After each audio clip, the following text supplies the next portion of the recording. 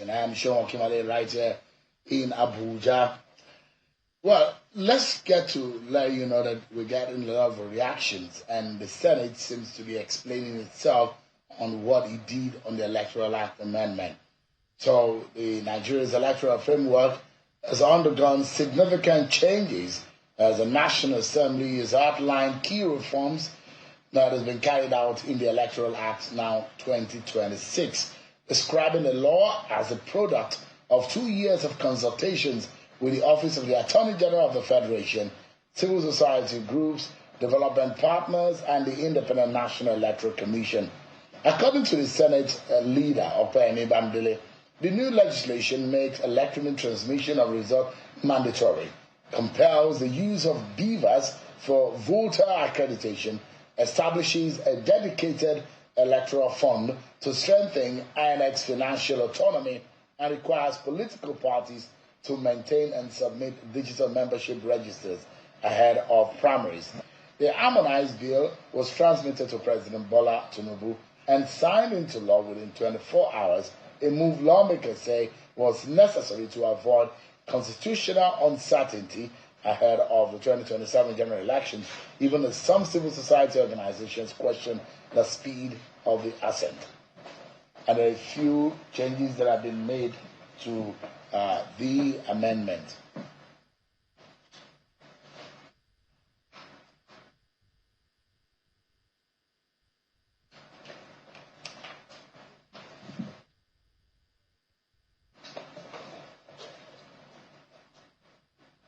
I might as well just show you some of the amendment and some of the consequences of the actions and the reforms, because the lawmakers, according to Senator Opeyemi Bamidele, are saying that there are major reforms that have been made in that amendment process, which there are those who question the speed, whether or not the president, the attorney general, is able to advise the president properly on the final copy.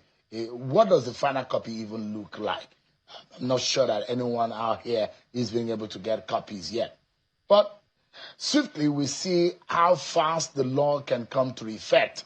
And our attention tonight also will be on the conduct of Saturday elections organized by INEC across the FCT and Rivers State, where INEC has described the process as largely peaceful. Reports from observers and political actors suggest a mixed picture, from delayed logistics and voter turnout, concerns to security tensions and disputes at collation centers. Tonight we examine whether the electoral body met a constitutional test of credibility, transparency, and fairness, and what lessons must be learned ahead of the future polls. It's also an election review of the 2026 law and what happened yesterday. After the Saturday FCT election, of course, the FCT Minister, Nyesom Wike, has addressed a state broadcast on the conduct, security, and outcome of the exercise. Take a listen to the Minister of the FCT.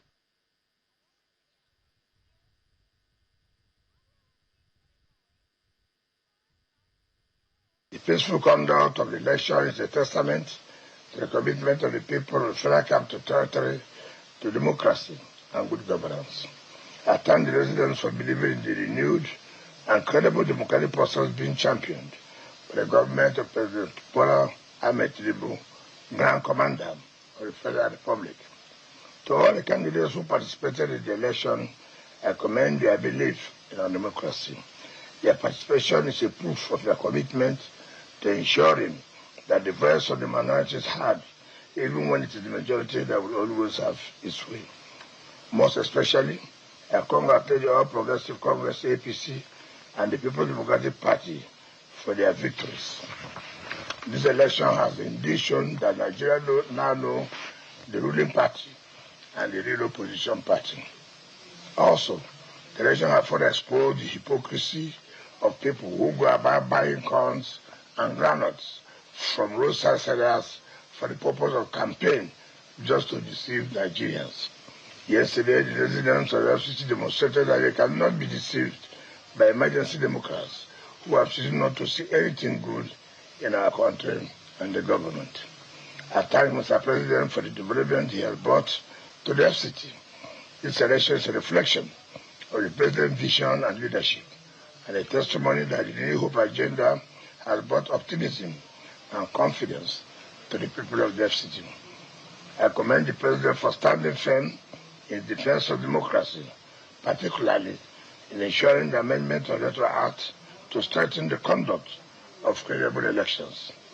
This demonstrates his commitment to improving our democratic process. Jensam Wike, Minister of the FCT, in a FCT state broadcast earlier today. Let's get to analyze on two hands, because they work hand in hand, because this is the very first election Professor Joash Amumpito, the new INEC chairman, will be conducting. And then the electoral law, part of it was implemented yesterday. So we see signed by the president. Few days later, we went to the polls. But how did the election go yesterday? Wherever you may be watching, you can also let me know on Twitter. I may be able to get your views right here on the program tonight. I'm being joined by the chairman of Committee on Electoral, Movement for Electoral Reforms, Dr. Usman Bugaje, who is a former member of the House of Representatives, who is joining us virtually. And here with me in the studio is the Executive Director of YAGA Africa, and a lawyer and election development advocate, Mr. Samson Ditodo. Thanks so much indeed for your time tonight. Thanks for having me, and good evening, Nigeria. Good evening. First and foremost, Dr. Bugaje, you heard what I read about the position of the Senate. So the Senate leader, Okwem Bamdele, said, look, there are consultations. We did the right thing. We consulted civil society. We conducted the National Assembly. We conducted INEC. We conducted everyone. And there is a major reforms, according to him, about the Electoral Act 2026. Do you agree with his position? I don't agree, Chairwoman, and I don't think Nigerians agree with his position.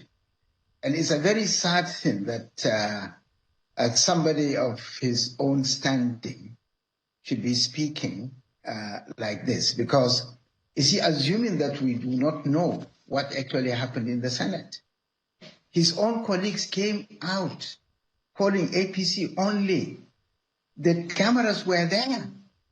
And therefore you cannot be, you cannot insult Nigerians by trying to be very officious and telling them what is not true.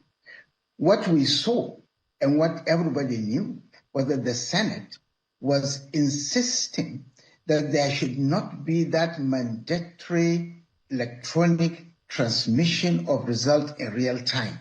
When the pressure was hard, they now caved in by producing or creating ambiguity. So all these things were in front of, then in front of people. And before then, there was the tax law. The tax law that was signed was completely different from the actual law that was passed by the National Assembly. It was a member of House of Reps that raised the issue. A committee has been set. Up till now, nobody has heard about the committee. So if Senate has lost, or the National Assembly generally has lost so much credibility, what reason do we have to believe any senator? While what happened was all right in front of our eyes. So it's a pity that he's out there insulting the intelligence of Nigerians. What consultation did you do? What real remarkable? What Nigerians have kept saying, and they demonstrated, and there were a lot of, is that you must maintain that mandatory. And the logic of creating this ambiguity has been punctured. 8 years ago, the relevant institutions that run the infrastructure of electronic communication in the country confirmed that there was already 93% coverage. That was even the time of 3G and 4G. Now we have 5G. And this was 8 years ago. So really, this bunch of politicians are just simply insulting our intelligence. I mean, how can you be arguing? You forget all the records? It's a very sad thing that we have got this kind of leadership. Take a look at some of what the Senate says they've done, and they call it a huge reforms. in comparison to the 2022 Electoral Act, which is now amended to 2026 Electoral Act. So some of the changes, according to the Senate, includes dedicated electoral fund for INEC. They say there's BVAS is mandatory nationwide, electronic transmission of result enforced, 2-year jail term for resident electoral commission withholding documents, digital membership register for political parties, stronger penalties for vote buying. Also, there is an amendment to campaign spending limit. So presidential election has to have 10 billion, governorship 3 billion, Senate 500 million, and House of Reps 250 million. But in all of these, there's also what I like a lot of our viewers to know. We'll do the comparison alongside. But I mean, those who will say, yes, you may not have agreed with Senator Opeyemi Bamidele's stance in highlighting what he described as reforms. But can you disagree on the effect or the effectiveness of some of the things that are being highlighted as part of the reforms? This is just evasive.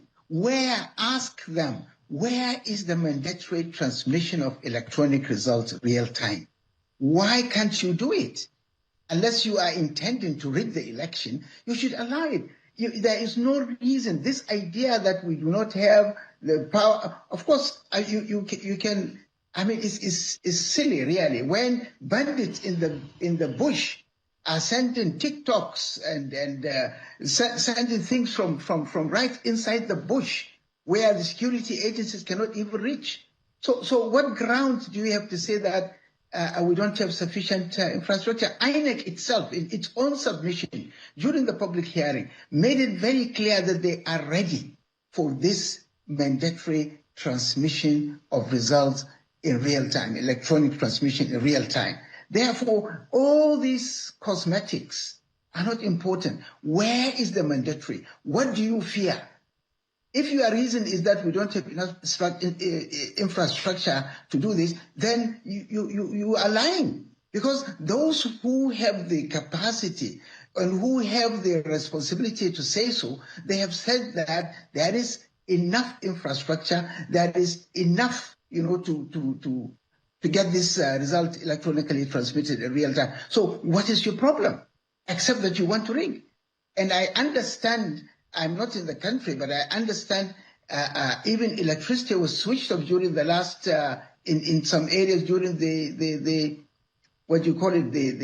FCT elections. So which means that they will arrange to switch off part of the internet just to create an alibi. And then they will come again and say, well, because there was no network and this and that. I mean, these gimmicks, these antics are already well known. And people don't trust you. The Senate should know that Nigerians don't trust the Senate. They don't trust the leadership of the National Assembly because they've been caught cheating several times. So whatever you say is just nonsense. If you really want to show that you have done any reform, give Nigerians what they are asking for. Go back and amend the law and put that mandatory transmission, electronic transmission of results real time. And that's the progress. Yeah. Don't come and deceive us with cosmetic reforms. While the real thing that will make the election transparent and credible, you have refused. All right. You have done so shamelessly. Dr. Mugaje, give me a moment. Let me bring something. You're one of those who went on the streets. And this evening now we are hearing the tonality and the framing of Senator Opeyemi Bamidele's press statement is as such that whatever you and your colleagues who went to the street were pleading and praying for has been answered by the Electoral Act 2026. Is that exactly the case? Absolutely no, it's not the case. I think that Nigerians need to know that, yes, whilst there might be progressive provisions in the 2026 Act, but the cardinal issues that are central to the integrity of elections are those contentious provisions that the Senate or the National Assembly decided to enact provisions that are at variance with the desires of Nigerians. And so when you look at some of those provisions, let's take Section 63, which is one of the most contentious. On one hand, the Act says that there shall be electronic transmission of results. So there is mandatory electronic transmission of results based on this particular drafting. But it's that proviso that it introduces. And you know what they have now said? That in all cases, it is the Form EC8A that shall be the primary source of collating results as well as declaring results.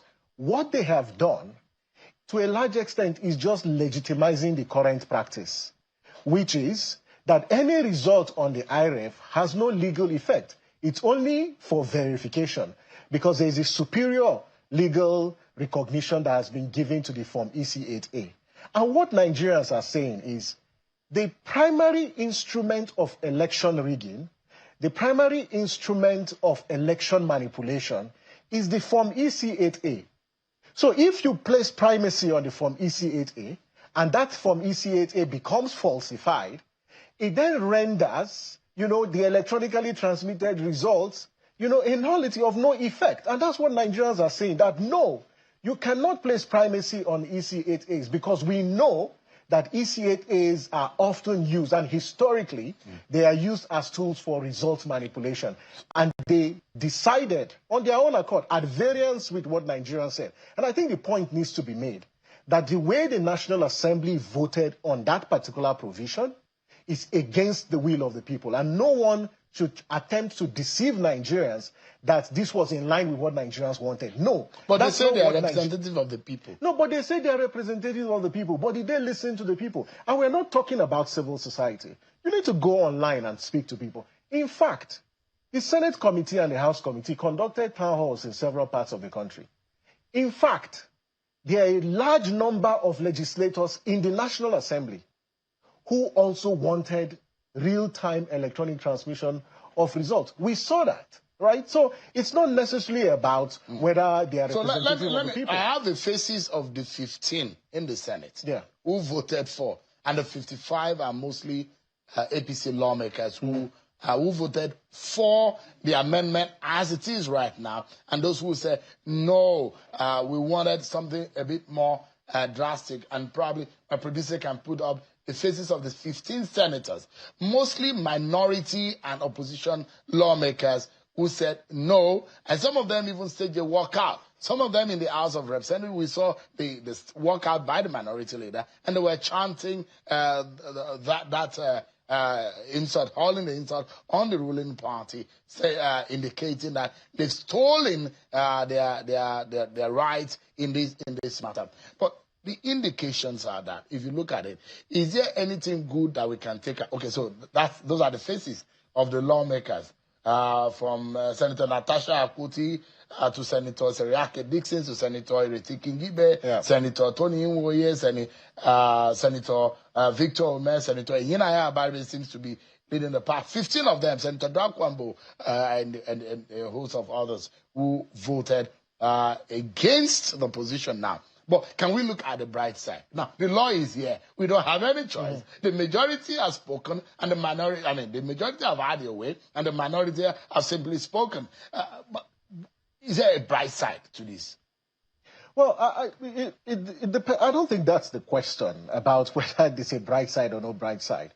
The bigger question is, it is clear, the way this entire process has been managed, that there's a certain section of the political class that is not interested in credible elections. It is clear. We should accept it. The second point is that when you look at the law, in fact, there are provisions that undermine the independence of INEC. So I listened and I read the statement from the Senate leader. Quintessential gentleman. You talk about INEC's financial independence. The 2022 Act provides that monies for general elections shall be provided to INEC 12 months, 1 year before the date of an election. Why was that introduced? It was introduced to strengthen INEC's financial independence. Because just in 2023, even after the 2023 elections, INEC did not receive all the money it wanted for elections. The way incumbents undermine elections and rig elections is by starving the Electoral Commission of funding. Now, what did this 2026 Act did? It reduced it to 6 months. For heaven's sake, in a general election, you have made a law that INEC can only receive its money 6 months to the date of an election, when the same act says that INEC should issue notice of election 300 days before the date of an election. It's just illogical. The other point, Sheung, when you look at Section 65 of the Act, and we've said this, and Nigerians need to know, Section 65 talks about INEC's power to review results that are declared under duress or in violation of the provisions of the law. What this Act has now done is that for INEC to review results declared under duress or in contravention of the law, that power can only be activated if a report is received from INEC officials. Now, please, in cases where it's the INEC officials that are complicit, will they file a report to activate the power of review? The answer is no. Which in any case, is mostly an INEC official that is compromised. Exactly. So do you expect them to file a report? That's why we have constantly said you need to expand the scope of those who will. But in the 2022 Act, the Act was silent. It didn't say that only based on a report from an INEC official. But now they've introduced it, that it's only when an INEC official, issues a report. And who is the INEC official? Either the returning officer, the collation officer, or the EO. It doesn't inspire any form of confidence. And why would they remove direct primaries as a mode of primary for internal political parties? I think some of the arguments that they make, that yes, it devolves power to members of the parties. But listen, you've taken an option away from them. But the last time around, you added one. Exactly. This time around, you remove the existing. But you know what's particularly interesting? The same Act says that the guidelines for the conduct of direct primaries shall be issued by the political party. So you remove the guidelines from the Act, which suggests that matters relating to candidate nomination should be the exclusive and should be determined by the whims and caprices of political parties. Why then should the umbrella extant legislation provide two options? All right. Why wouldn't you just allow the parties to decide for themselves? But Sheung, what is also worrisome is that some of these provisions were provisions that were inserted in the course of this process. They were not the proposals that came. They weren't even... Because the Senate leader is saying that there were 2 years of consultation with the AGF, with CSOs, with INEC. I was part of that consultation. I was a member of the technical committee. But these are departure. You know where they departed? Yeah. When they finally presented the reports and this whole debate about electronic transmission started. The National Assembly closed and shut its doors to consultations. It never consulted with people, because you would expect that if this is a contentious issue, you invite stakeholders and say, okay, you have data to show that we don't have this number of coverage. But INEC, NCC, told Nigerians that 93% of polling units have network coverage. Bring your data. Let's have a conversation. But the entire process was shrouded in so much opaqueness. And that's why people are asking fundamental questions about the integrity of the process. Let me allow Dr. Bugaje to come back into the conversation. Now, in all of those conversations around and the debate over the Electoral Act, which is now in force, and hopefully we might be able to see the gazetted copy. But election of yesterday conducted in Rivers, in the FCT, and some of the reports that are coming in. What are your take on the assessment of the very first outing of Professor Joash Amupiton? Well, it is sad. You can first note that the number of people who turned out for the FCT, I'm not sure they're up to 10% of registered voters. There are places where I'm not sure if anybody has even turned out. What does this mean? It means that people have lost confidence in INEC itself. And that is what happens throughout countries where electoral processes have become riddled with the corruption, with state interference. And when you look at the the few places where there were attempts to assert the will of the people, there were tear gas, there were problems, security. I mean, I'm sure many people have seen the clips, going around. So I don't think there is anything that gives you confidence from the election that has been conducted. I've not followed that of Rivers, but I followed that of Abuja from where I am here. And I have seen that there is nothing to inspire any confidence. There is nothing to show that things are going to get any better. You remember, I understand there was this curfew. I don't know what it was for. There was also this, there was this case of switching off electricity. There was also an APC member who was caught with so many PVCs. She was taken in by the police. From what we saw, we don't know whether she's going to be prosecuted according to the new provisions of the law. But because she's a member of the ruling party, we may not hear anything about that. So there were a lot of things that really, but coming back to the major point, and that's, I think, what interests me very much, is I'm happy that Itodo has brought out the details of some of the changes, and you can see that we are worse off today than we were even with the Electoral Act 2022. And with the point I keep making, and I think is the central issue, is that the National Assembly, or the leadership of the National Assembly, to be more precise, the ruling party and the executive arm, including the president himself, from the speed with which he signed that law, they are all an accomplice in subverting the electoral process of this country. They are all an accomplice in, designing an electoral law that will facilitate rigging. They are all an accomplice in subverting the popular will of the people. And this thing that they have done is well noted, and there will be repercussions. I don't know where it's going to come, but everywhere in the world where such things have happened, there have been very serious consequences, repercussions.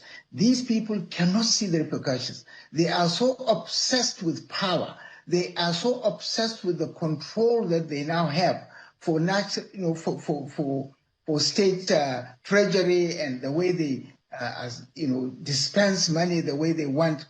They don't want to lose this, and they are all out to make sure Nigerians are aware of who you are. This electoral law has shown who you are, and Nigerians are not going to take it lightly, and they are going to react. Continue to do what you are doing. I don't think they will ever listen to anybody, but also don't blame anybody if the whole democracy itself crashes. All right. What you are doing is undoing democracy. All right. Crashing it yourself. All right. Samson, you and your colleagues at Yaga, you had a lot of your observer colleagues who monitored the election. What is your observation? What is your assessment of that exercise? Would you say it was a good outing for Professor Peter and his team? So let's look at what are the good side. First, I really want to commend INEC, because this evening on my way to this studio, I received a statement that INEC issued. And for the first time, INEC disclosed that in 45% of polling units are open at 8:30, which means that our position yesterday that there were logistic challenges, we've been vindicated. And it's good to see that the Commission is able to put out that data. It's accepting the fact that, yes, only in 45% of polling units did elections or polling units open. I think that level of transparency, needs to be commended. This is the first time I'm actually seeing INEC, publishing, its own data from its dashboard, even though it's below 50%, but it shows some level of transparency. So commend INEC. The second part is that this statement that was released, yes, talks about IREV, but it does not provide explanation, for what happened with the downtime that was experienced yesterday during the upload of results to the IREV. Because for a few minutes or so, there was downtime on the IREV portal. I thought that this statement should have explained to Nigerians what really happened with that particular process. But I also want to, again, commend, those INEC officials that were resilient in some locations where coalition was disrupted. As you know, we deployed observers to all the 62 coalition centers, and we have reports from 58 of them. What went wrong? There are a few things. Quite frankly, for this election, the logistic challenges, the low turnout, and the fragile coalition process is a stark warning for 2027. I think that if we're thinking about 2027, we should look at this election, beginning with one. When you look at the level of turnout for this election, let Nigerians, people not say that Nigerians are not voting. Nigerians made a statement through FCT residents yesterday that their trust quotient for elections is very low. Secondly, the issue about logistics is a perennial issue, but look at the coalition, for heaven's sake. Look at Gwagwalada, look at Kwali, look at Kuje. You saw how, there was deployment of thugs to disrupt the coalition process. And then it now makes us question the effectiveness of the Interagency Committee on Election Security, but also this comprehensive deployment. For this election alone, over 29,000 security officials were deployed. How come that at the world coalition level, whether it's in Zuba or in Ashara or in Kuje Central, that we still recorded these levels of violence? What happened to the security deployment? Because these situations really cast a blight on the conduct of elections. The other point, Cheung, was about, and we must say it the way it is, that this whole executive overreach is something that needs to be curtailed in the course of elections. All right. I don't understand why. For instance, the minister of the FCT, who was not an observer, who is not a registered voter, and was moving around polling units yesterday, that could actually be interpreted as interference, with the process. Because if that becomes a model in other elections, it will create a lot of suspicion and tension. And I think that these kinds of practices should not be encouraged in the best interest of public confidence in our electoral process. All right, gentlemen, thank you so much indeed. We need to also let our viewers know that the EFCC said it arrested 20 suspects for different electoral offenses in the FC3 elections. And he was able to arrest them and gotten about 17 million naira. Oh, wow. About 13 million naira in one person's hand in a car park beside a polling booth in the Kwali local government area. 2 of the suspects were arrested in Abaji, 9 in Gwagwalada, 4 in Kuje, and the remaining 4 in Kwali. Well, thank you so much, Dr. Osman Bugaje and Samson Today. I appreciate your time tonight. Thank you very much. Just one moment, Sean. I thought Itodo was going to say, I saw a clip where Wiki was saying that he will not allow anybody to win this election except APC. I mean, how do you reconcile? I thought he should have been arrested. Really, how can you come and make a statement? All right. Thank you. We need to go now. Thanks so much, Dr. Bugaji. I appreciate your time. Samson, thank you so much indeed. Up next, everyone, Pengason is asking President Bola Tinubu to rescind executive order on oil revenue remittance. The union is describing the executive order as a direct attack on Petroleum Industry Act. We'll be getting inside. Plus, there's now a pact between NNPCL and Dangote. What does this mean for you as a consumer? Thanks so much, everyone. A fresh controversy is brewing in Nigeria's oil and gas sector after President Bola Tinubu signed an executive order mandating the direct remittance of oil and gas revenues to federal allocation account, effectively stripping the Nigerian National Petroleum Company Limited of its oil revenue deduction powers. But the Petroleum and Natural Gas Senior Staff Association of Nigeria is pushing back hard, calling the move a direct attack on the Petroleum Industry Act. The union argues that an executive order cannot override an act of the National Assembly and wants the decision could unsettle investors and threaten jobs in the sector. Of course, over the weekend, we saw the president of Dangote Group and the GCEO of NNPCL, Mr. Bayo Ojulari, having a meeting at the refinery site. It does look like NNPCL and Dangote have now signed a pact. Let me allow you to listen to what we're up to. All right, we get to allow you to listen to the sound on the tape there when we have it. But tonight we examine the legal, economic, and governance implications of this executive order. It looks like the president wanted some reform, but is it an overreach or is it done the right thing? Is it constitutional? Let's speak with the president of the Trade Union Congress, Comrade Festus Osifo, is live for us on the program tonight. Thank you so much, Comrade, for your time tonight. Thank you so much, Sheung. Good evening to you. Good evening, viewers. I appreciate it. Thank you. Your group and your association vehemently opposed the president's decision. But it does look like the intent is that he wanted a reform in that sector. I want to see the money. The money must come, and I want to see it. He stopped the fees, he stopped this, stopped that, and those who have even praised him for taking those action.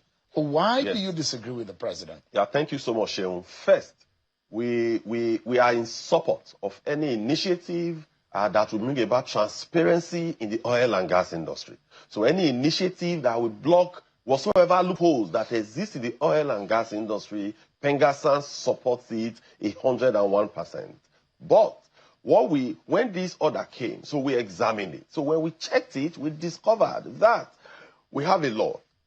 Sheung, we were on this studio several years before the Petroleum Industry Act was enacted, all right, in August 2021. So there are express provisions in the Petroleum Industry Act that this executive order has tended to set aside. So our first concern was that if you use executive order to set aside provisions of a law, you are sending some wrong signal to international investors. You are sending wrong signal to other stakeholders in the industry. And I will tell you that in the last 2 days, I've had calls from MDs of some of the IOCs in Nigeria expressing some of the concerns that, if this goes this way, then what is going to happen tomorrow is that another order could come that could maybe increase their royalty or could increase their taxes. So there is this concern. So I think that the president and his handlers, they must do more to reassure investors, to reassure stakeholders in the industry that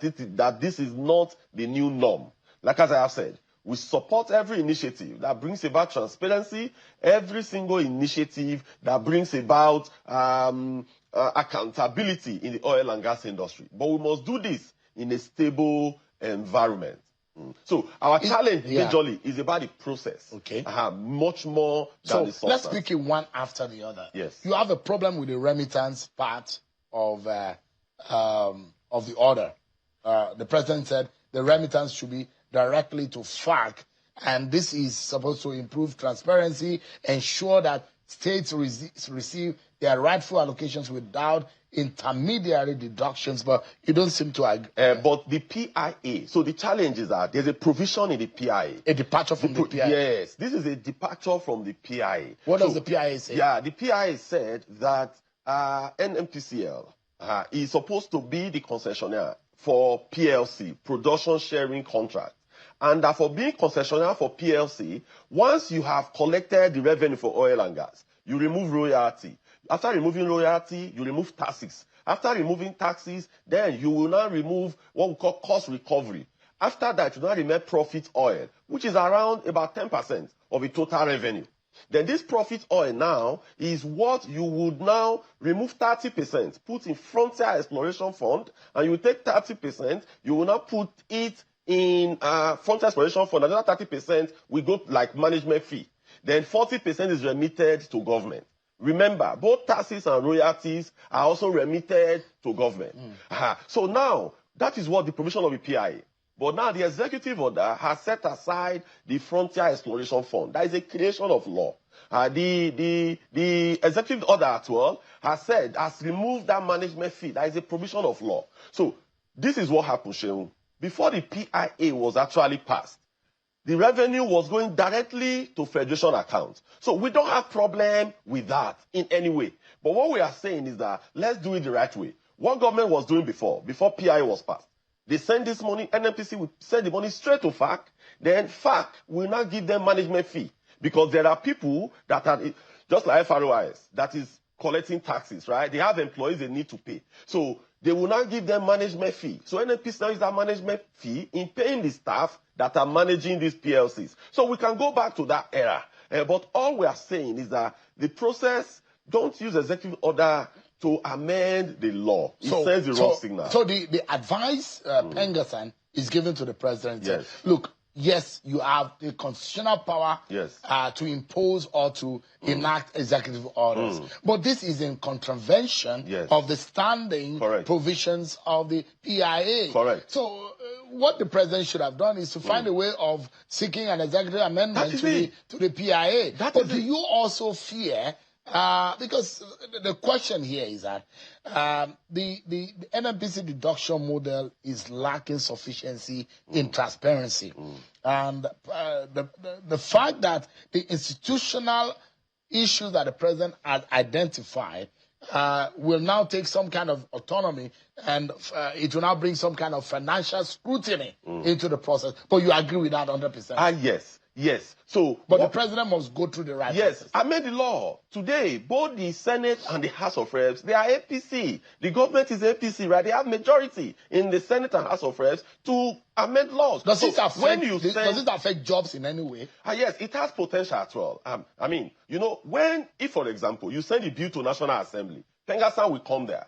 We will make our position known in terms of the content of the proposed amendment. So this is the challenge. Today, in the executive order, there is no provision made for management fee. There are people managing that PLCs in NNPC. Today, we have over 200 of our members who are managing the PLC in NUIMS on behalf of the federation. So those people are paid from the management fee that comes from the PLC. So now you have removed it. So how will they be paid? But again, we started having some level of consultations. Today, we had a meeting with some of the members of the technical committee, and there was going to be a further meeting on Wednesday this week. So in that meeting, we'll make our positions known. First, that you have to comply with the process. Do everything possible to get this thing done. Even if it's 2 or 3 provisions of the PIA you want to amend.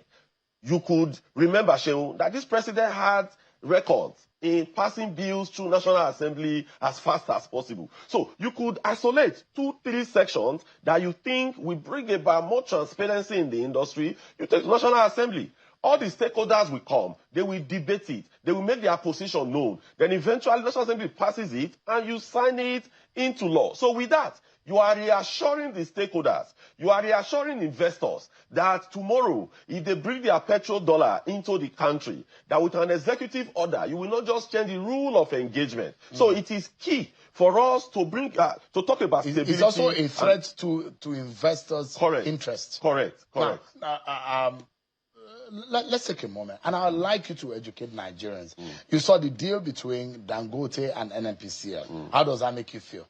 Yes, it's quite good, although the details, we are still studying the details, but it's quite good. For us, even the collaboration between Dangote and NNPCL, we want it to even deepen further, because for us, all we talk about in Nigeria and even is energy security. Anything that must be done for us to have that level of energy security and fuel sufficiency, for us, we key into that and we buy it 100%. The NNPC GCO had come out to say the refineries are not working. We've borrowed money, and we are in debt. We are paying the money back. There is time going on the refineries, and he is now literally saying, "Thank you, Dangote. If you had not come, there would have been a problem." And there are those who say stakeholders have visited these refineries, but the NNPC has said, yes, that happened, but it does look like everything is some kind of fraud, and the refineries are no longer working. Are you worried about that trend? No, not that. So now we visited the GCO to actually like a fact-finding mission. We went to him. We had a conversation with him. So what he told us was that not that the refineries were not working. But that they were experiencing some losses in terms of revenue. That, for example, you feed in a $1 million crude from the input, But from the apple, the product that you are going to get when you sell it is going to be around maybe $800,000 or $900,000. So with that, if you look at the material balance, there is a shortfall. And in Port Harcourt Refinery, because the facility is not effective any longer. Yes. So one of the errors that happened, most especially in Port Harcourt Refinery, was that you have the old and the new. In the past, the operating model and the operating philosophy was that the old refinery is not supposed to give you the final product. So you feed product into the old refinery, that old refinery will now refine and pass intermediary blend to the new refinery that have much more efficiency, that will now give you the final product. But that new refinery, as I when the entire process was shut down, was about 70-80% completion. So for us, from our assessment, I've said this somewhere else, it's just like a car. If you park your car for 5 years and you want to sell that car, the value of that car could be ₦1 million. But if you have changed the tires of the car, right? You've changed the transmission system. You have replaced it with new engine. What is remaining is battery and windscreen and all that. The value of that car will move from ₦1 million, for example, maybe to about ₦5 million. So what we have today in the refinery, I can tell you that it is not comparable to what it was in the past. Give me a moment, sir. Yes. We need to go on a break. But when we come back, I would like to ask Mr. Osifo, should we just sell the refineries owned by the state and make it functional? And what is the future of President Bola Tinubu's stand on reforms? Is he even the minister? But are we benefiting or are we losing? We'll be right back after this break, everyone.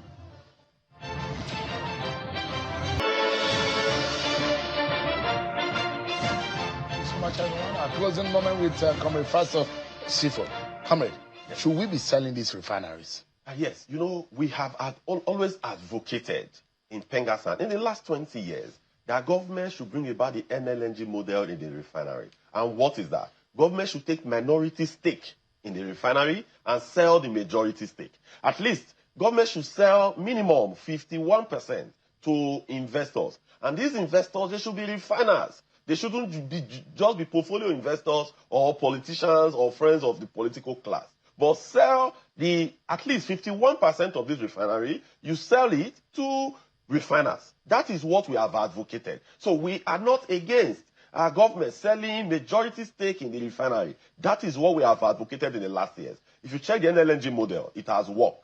A combination of ENI, Total Energies, and Shell, they have 51% in NLNG. So when they are taking decisions, their decisions are not subjected to any political whims and caprices. And that is actually what we have advocated for.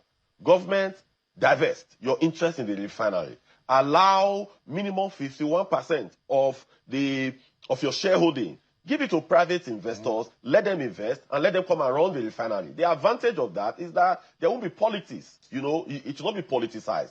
Businessmen will take business decisions that will impact, help them, make profit. And that has been our advocacy, and that has been our position. And thank God, that is the direction this new NNPC management has said they are driving it to bring investors, divest from it. But they should not sell it 100%. The reason is because of energy security. But let them sell majority shares. Yeah. Yes, well, talking about shares, and we just have less than 60 seconds to go. Dangote said by mid-year, Dangote stock shares will be available to trade on the stock exchange. That's good news. How good is that? Yes, it's good news. It's good news. Let the public participate. Let the public be part of the process. NNPCL has a stake about 7% or thereabouts. Yes, thereabouts in the refinery today. Initially, they wanted to buy 20% stake, but when they paid, it was about between 7 to 8% or thereabouts. That's the stake that today we should be saying, glory to God. Thank God that Dangote invested in that refinery. Absolutely. We would have been messed up. Absolutely. But our refinery, we strongly believe they can work. But bring in investors who will bring in their petrodollar, invest in the refinery. Then government will take minority stake. I can bet you that these refineries, they will work. Festus Osifo is the president of Pengassan, president of TUC. Thank you so much, Comrade, for your time. Thank you so much, I appreciate it. Thank you. That's our show for tonight, everyone. Many thanks for watching. I'm Sean Wakimaloye. God bless Nigeria.